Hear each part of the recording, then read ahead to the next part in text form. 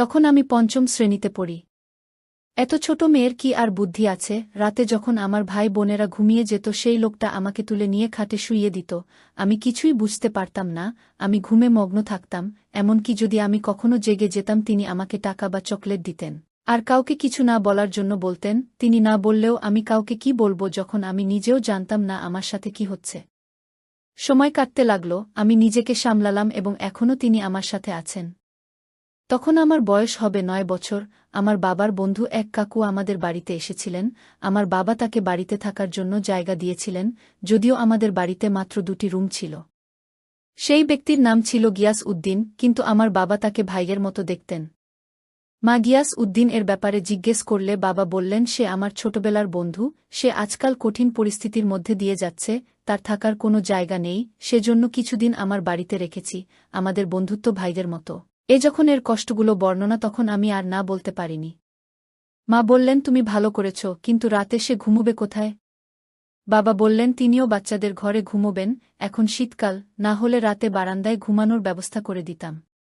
মা চুপ হয়ে গেল, সে বাবার সাথে খুব বেশি তর্ক বা ঝগড়া করত না। গিয়াস উদ্দিন দিনের বেলা কাঠমিস্ত্রির কাজ করতেন এবং সন্ধ্যায় ফিরতেন। তিনি কখনোই খালি হাতে আসেনি, সব সময় আমাদের বাচ্চাদের জন্য তিনি ডিম, পাউরুটি, চকলেট ইত্যাদি ফল এবং কখনো কখনো সকালের নাস্তার আইটেম নিয়ে আসতেন। তিনি আমাদের বাড়িতে কেবল সকালের নাস্তা এবং দুপুরের খাবার খেতেন। সে তার সাহেবের সাথে দোকানে কাজ করত আর রাতেও বাইরে খাবার খেয়ে আসত। মাঝে মাঝে সে তাড়াতাড়ি আসত। রাতে খাবার খাওয়ার সময় বাবা থাকে তার সাথে বসতে পিডাপিডি করতেন। আমরা সবাই তাকে কাকু বলে ডাকতাম, কারণ বাবা বলেন তিনি আমার প্রকৃত ভাইদের মতোই আমার কাছে। খারাপ দিনেও সে আমাকে অনেক সাপোর্ট করেছে। বাবার বেতন বেশি ছিল না, বাড়ির খরচা খুব মুশকিলভাবেই চলছিল। গিয়াস কাকুর আসার কারণে অবস্থার কিছুটা উন্নতি হয়েছিল। বাড়ির খরচ শেষ হয়ে গেলে তিনি নিজের টাকায় রেশন কিনতেন। মাঝে মাঝে তেল, ডাল, চাল যদি ফুরিয়ে যেত তিনি জানতে পারলে নিজেই এই জিনিসগুলি কিনে আনতেন এবং মায়ের কাছে এনে দিতেন, আর বিনিময়ে টাকাও নিতেন না। তিনি বলতেন আমি এই বাড়িতে থাকি, এই বাড়ির সমৃদ্ধিতে আমার অংশটুকু দেওয়া আমার অধিকার। তিনি আমার মাকে বলতেন আপনি যদি আমাকে এই বাচ্চাদের আসল কাকা মনে করেন তবে আপনার কাজে লাগার যে আমার সৌভাগ্য আর কি হবে। গিয়াস উদ্দিন সত্যি একজন সহৃদয় ও ভালো মানুষ। আমরা যদি তাকে বাস করার জায়গা দিয়ে থাকি তবে সে আমাদের অনুগ্রহ শোধ করার জন্য যথাসাধ্য চেষ্টা করে। কেউ যদি খারাপ অবস্থায় কাউকে সাহায্য করে তবে এমন লোককে কেউ খারাপ মনে করে না। আসলে গিয়াস কাকুর তার বড় ভাইয়ের সাথে কোনো বিষয় নিয়ে ঝগড়া হয়েছিল, তারপর জিনিসপত্র নিয়ে আমার বাবার কাছে চলে এসেছিল। সে আর তার ভাইয়ের সাথে থাকতে রাজি ছিল না। গিয়াস তার উপার্জনের অর্ধেক আমাদের সংসারে ব্যয় করে খরচ যোগ করতে লাগলেন। তখনই আমরা ভালোভাবে একসাথে থাকতে শুরু করি। আমার বাবা আর্থিকভাবে সচ্ছল হতে লাগলেন। আমার আরও ভাই বোন ছিল যাদের সবাই আমার চেয়ে ছোট ছিল। এটা আমার অবুঝ বয়স ছিল।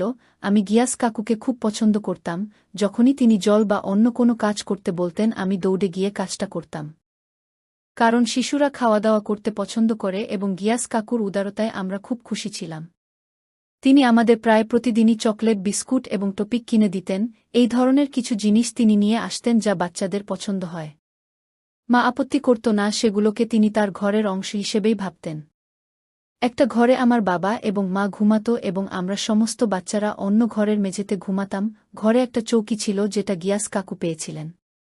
এখন সেই লোকটাকে কাকু বলতে ও লজ্জা লাগছে, কিন্তু আমি এই ঘটনাটি বলছি যাতে অভিভাবক যারা অপরিচিতদের বিশ্বাস করে তারা যেন আমার জীবন থেকে শিক্ষা নেয়। সত্য কেউ বিশ্বাস করুক আর না করুক, এই পৃথিবীতে কেউ কারো আপন নয়। আপন পর হতে পারে কিন্তু পর কখনো আপন হতে পারে না। শিশুরা সারাদিন খেলে ক্লান্ত হয়ে পড়ে এবং রাতে তাদের গভীর ঘুম পায়।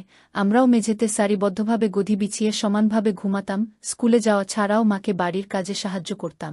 তাই আমিও ক্লান্ত হয়ে পড়তাম এবং রাতে এত গভীর ঘুমে ঘুমিয়ে যেতাম যে আমি কিছুই বুঝতে পারতাম না। পঞ্চম শ্রেণীর মেয়ে কিভাবে কিছু বুঝতে পারে, তাও আবার যখন ভাই বোনেরা ঘুমিয়ে পড়ে রাতে গিয়াস উদ্দিন আমাকে তুলে নিয়ে নিজের খাটে শুয়ে দিতেন। আমি কিছুই বুঝতে পারছিলাম না। আমি ঘুমে মগ্ন ছিলাম, এমনকি আমি কখনো ঘুম থেকে উঠলেও তিনি আমাকে টাকা, চকলেট, মিষ্টি, বিস্কুট ইত্যাদি দিতেন এবং আমাকে বলতেন এই কথা কাউকে না বলতে।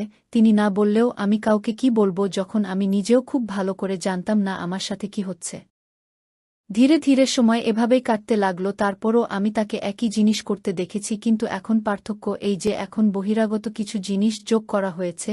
গিয়াস উদ্দিন আসার আগেই খাটটা আমার ছিল। আমি ওটাতে ঘুমাতাম আর আমার ছোট ভাই বোনেরা মেঝেতে গদি বিছিয়ে ঘুমাতো। আমি এভাবে একটানা 3 দিন না যেতে ঘুমাতে খুব অস্বস্তি বোধ করছিলাম। মনে মনে রেগে যাচ্ছিলাম, এই শয়তান কোথা থেকে এলো যে আমাকে আমার খাট থেকে বঞ্চিত করেছে। গিয়াস উদ্দিন প্রতিদিন ভোরে যখন বাইরে যেতেন, আমাদের বাচ্চাদের ঘরের সামনে একটু জমি ছিল। গিয়াস বাবাকে পরামর্শ দিলেন, যদি কিছু মনে না করেন তাহলে তার উপর 4 দেয়াল তুলে বর্গার ছাদ তুলে নিন। তিনি একজন ওস্তাদ কাঠমিস্ত্রি, খুব অল্প টাকায় খাট জানালা দরজা সবই হবে, আমি নিজে পরিশ্রম করব। আমার বাবা এতে খুশি হয়ে রাজি হলেন। যাই হোক, বাড়িতে একটা ঘরের খুব দরকার ছিল। তিনি বললেন, মাথায় কড়া তেলের বদলে যদি ঘি পড়ে যায় তাহলে দোষ কি? কয়েকদিনের মধ্যে একটা ছোট ঘর তৈরি হয়ে গেল। গিয়াস আমাদের ঘরের মাঝখানে একটি দরজা তৈরি করেছিলেন যাতে নতুন ঘরটি অন্যান্য ঘরের সাথে সংযুক্ত থাকে। বাবা নতুন রুমে একটি নতুন খাট এনে গিয়াসকে এই ঘরটি দিয়ে দেন, যাতে তিনি শান্তিতে আলাদাভাবে থাকতে পারেন। বাচ্চারা নিজের ঘরে আরামে পড়াশোনা করতে পারে। এখন আমরা আমাদের রুমে ঘুমাতাম আর গিয়াস তার নতুন ঘরে ঘুমোতেন। কিন্তু মাঝের দরজা সহজেই খুলে যেত তখনই যখন আমার বাবা এবং ভাই বোনরা ঘুমাত। সেই ব্যক্তি গোপনে আমাদের ঘরে আসত। আমি এবার কিছু বুঝতে পারছিলাম। আমি তাকে বলতাম, কাকু প্লিজ রাতে আমাদের রুমে আসবেন না, নইলে বাবাকে বলে দেব। তখন সে আমাকে বলতো যে তোমার বাবা তুমি যা বলবে তা বিশ্বাস করবে না, কিন্তু আমি যা বলবো তাই বিশ্বাস করবে। কারণ আমি তাকে আমার অর্ধেক বেতন দিই। আমি বলবো যে তুমি নিজে আমার কাছে আসো, কারণ তোমরা আমাকে প্রতিদিন নতুন জিনিস কেনার কথা বলো এবং আমিও সেগুলি নিয়ে আসি। মাঝে মাঝে যখন আমি অনুরোধ পূরণ করতে পারি না, তুমি সেই রাগে আমার সম্পর্কে অভিযোগ করছ। আমি তার কাছ থেকে এমন কথা শুনে খুব ভয় পেতাম, কারণ তিনি আমাকে খুব অজ্ঞ বয়স থেকে ভয় দেখিয়েছিলেন। আমি তাকে খুব ভয় পেতাম এবং তখন আমি কিছুই করতে পারিনি। এই ব্যক্তি আমাদের সাথে 7 বছর ছিলেন এবং তার অন্যায় থেকে তিনি বিরত হননি, যেখানে আমার বাবা তার মঙ্গল নিয়ে চিন্তিত ছিলেন। বাবা ভাবছিলেন গিয়াস কতদিন ব্যাচেলর থাকবেন, এখন তার বিয়ে করা উচিত। বাবার পরামর্শে তার জন্য একটি মেয়ে খুঁজতে শুরু করে। একটি দরিদ্র পরিবার থেকে আমাদের পরিচিত একটি মেয়ে খুঁজে পাওয়া যায়, আর সেখানেই বিয়ে করেন গিয়াস। তারপর সে একই কর্মকাণ্ডের পুনরাবৃত্তি শুরু করুন। যখনই তার স্ত্রী তার বাবা মায়ের বাড়িতে যেত, সে আমাদের ঘরে প্রবেশ করত। আমি কাউকে বলতেও পারিনি। গল্পটি এখানেই শেষ করলাম। ভালো লাগলে চ্যানেলটি সাবস্ক্রাইব করে পাশে থাকবেন। ধন্যবাদ।